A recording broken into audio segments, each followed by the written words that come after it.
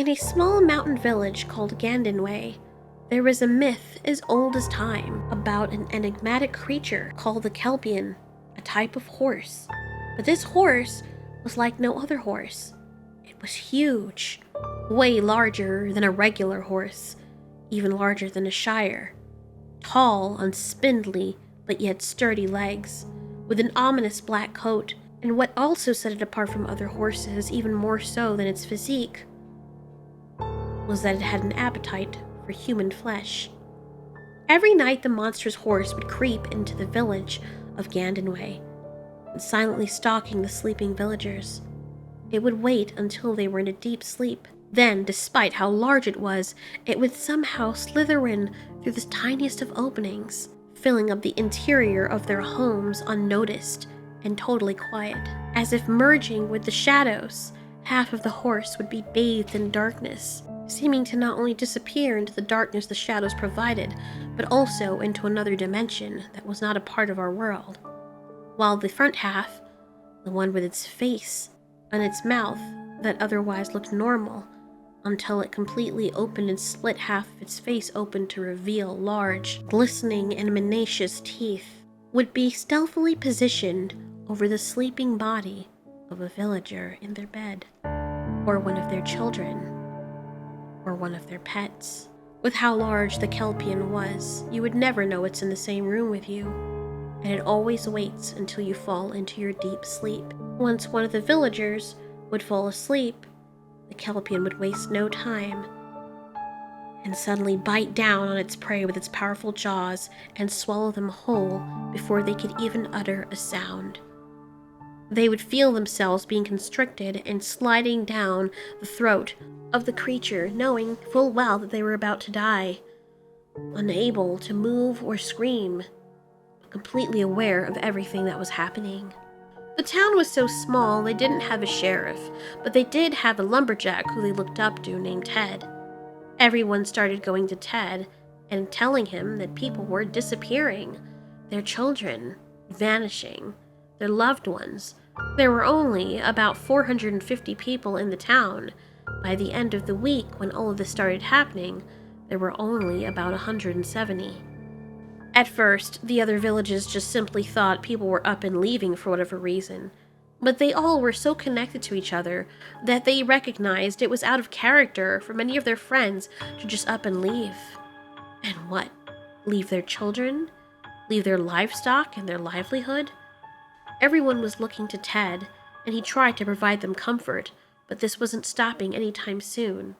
And so Ted did the best thing he could, which was to consult with the village elders. Some of them informed Ted that there was a wise old sorcerer living in the nearby forest.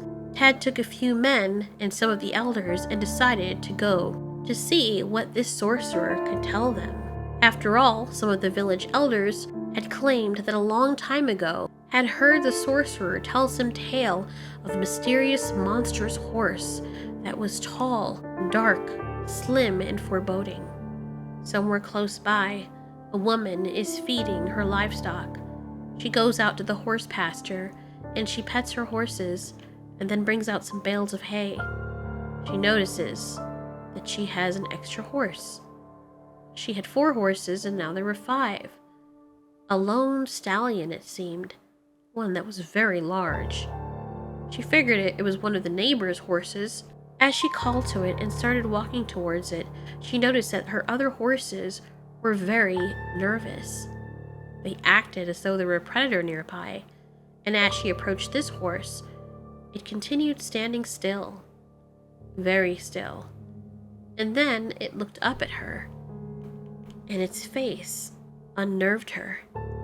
It looked like a horse, but there was something rather uncanny about it. Certainly nefarious enough to make her walk backwards and then turn tail and head inside of her house. She hid in her bathroom for a while, and when she had the courage to open up the door and head back towards her living room of her little log house to look outside, she was appalled at what she saw. The strange, wraith-like stallion was no longer there, but her horses still were, only they were no longer standing. They were all lying on the ground, dead. but in addition to that, contorted in the most offensive postures, as though their bodies had been broken to bits. When Ted, the lumberjack, and his posse met with the wise old sorcerer, the sorcerer informed them that this horse had been cursed by a witch. The reason for the curse, and its backstory, is in and of itself a tale for another day. The sorcerer could not stop laughing and pointing his gangly, long, grayed fingers at them, chanting in his crazy tone, "I told you so, I told you so, I told you so. You guys thought I was crazy, but you'd find that many things of which I speak are quite true." Ted's guilty conscience was like a vice around his neck when he had accused the old sorcerer of being evil and not warning them ahead of time. The sorcerer was regaled as wise in terms of his herbal knowledge, but the people only needed the old sorcerer whenever they were afflicted. They never saw him as one of the townspeople.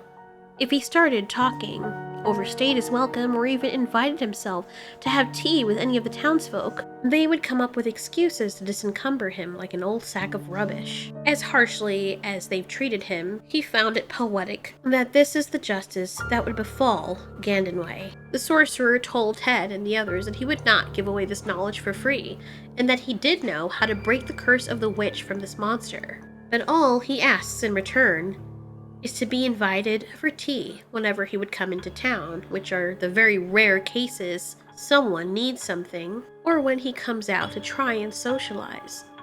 At first, some of the elders were against this, until Ted quieted them and agreed, ashamed that he contributed to treating the old man this way. After this promise was made, the old sorcerer told them that the only way to break the curse was to feed the Kelpian the magical herb known as psyllium. When they asked the sorcerer if he couldn't just locate it, he replied that it had to be a resident of the town, and since the people didn't regard him as townsfolk and treated him like an outsider, the Kelpian creature, which seemed to be just targeting the town, was no bother to him, and thus the sorcerer was outside the target range of this cursed animal. It didn't escape Ted that the old man wore a smile on his face while saying this. Right away, the villagers searched the forest for days until they finally found the psyllium herb. The old man had been kind enough to describe it for them, and what an adventure that was just finding it. They brought the psyllium back to the village and tried several plans to catch the Kelpian horse monster and get it to eat the psyllium herb. Unfortunately, all their plans failed. Every trap they laid out for the demonic horse was unsuccessful or ineffective. The creature was not only strong, but it was smart. It was not only smart, but it was adaptable and pliable, able to squeeze through the smallest of spaces as if its large, imposing body became liquid. It could easily hide in shadows, and any weaponry that was used against it failed in catastrophic ways. Not to mention, on the traps, if they laid out the herb for the creature to try and eat, or try to trap it to force feed it the herb, the creature would seem to detect the herb and would steer clear. Eventually, after more people were getting hurt and the town was at their wits' end and completely hopeless, Ted came up with an idea. Nobody knew what he was planning, but he said it was sure to work. Tywin went into their mini town square. He set down a cot. He lay down in the dark, and he went to sleep. The other town's members were in their houses, some of them hiding nearby behind barrels. Every one of them made an agreement to not fall asleep and to hold each other accountable to stay awake. The only person asleep in the town that night was Ted. 12 a.m. on the dot, midnight, they heard the neighing of the horse entity. They quaked at the sound of its thundering hooves approaching the area, and they all shuddered when they saw the very large horse step from out of the shadows and approach the sleeping Ted, who was now snoring. They all watched as the horse stood over him, as still as a stone, his neck arching, as if waiting to pounce, his legs locked, and his two humongous nostrils like the double barrels of a shotgun, only inches from Ted's face. In the quiet stillness, everyone could hear the entity breathing, an agonizing and daunting noise that sounded like wheezing, followed by gurgling as though someone were drowning in their own liquids. Ted's eyes started to move under his eyelids as he entered REM sleep. And that's when everyone saw it firsthand. The crease of the horse's mouth grew longer and stretched until it touched the back of its head, as though some invisible knife was slicing into the horse's head, thus making its mouth much larger than it should be. Strings of sinewy muscle and slimy tissue popped and snapped away as the top of the horse's head fell back to reveal rows of grotesque teeth. Immediately, it chomped down on Ted, waking him up in an instant as he tried to catch his breath. The horse bit into him viciously. It lifted its jaws and snapped them onto its body, piece by piece, chewing him up into mince meat, something that was not necessary, and seemed as though the creature only did to prolong Ted's suffering. The creature tore off half of him, using its front hoof to keep the rest of his body in place, while it snapped the bottom half of him away. It took everything within the townsfolk not to scream as their compassionate neighbor was being mauled to death. Through this, miraculously, Ted was still awake, and he watched as the horse swallowed his legs and hips, and then started on the midsection of his torso, which was now just lying on the ground, minus his lower half. The long, dark face of the animal crunching down on him and swallowing him is the last thing Ted saw before he saw no more. Many of the townsfolk were crying, trying to quiet their children also who were screaming in their mothers' dresses. A child wailed, unable to keep it in anymore. The Kelpian snapped its big horse head in the direction of the cry. It emitted a deep growl and started galloping towards them.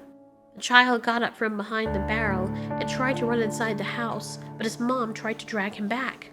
There was chaos for a moment, until everyone was still, because they noticed that the horse was still as well. It swayed to the left and then to the right. Its breathing had become more ragged. And then, in only seconds, the meat on its body started melting off its bones into a heap in the ground, until it was no more. Ted had realized that the only way to stop this monster was in sacrifice, and so Ted fed himself the herb and offered himself as a sacrifice, as the only time the creature would eat is when the villagers were fast asleep.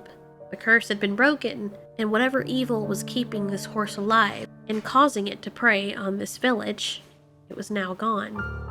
The next morning, the villagers awoke to find that the horse's remains and the heaps of meat had disappeared, and it never returned. Once again, the village was safe. Though the villagers never saw the monstrous horse again, they had lost so much. The old man, the sorcerer, had come into the village.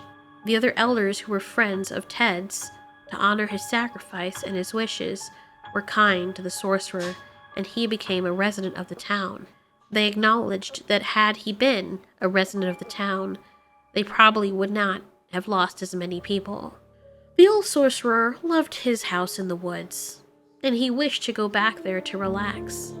This had been his home for many, many years, and as he sat down smiling, feeling complete, knowing that he was now accepted with the townsfolk, he reached over and pet his black cat. He then put both his hands on his face and peeled off his face to reveal that he in fact was an old woman. "Well, Serena," she said to the old black cat, "what should I curse next?"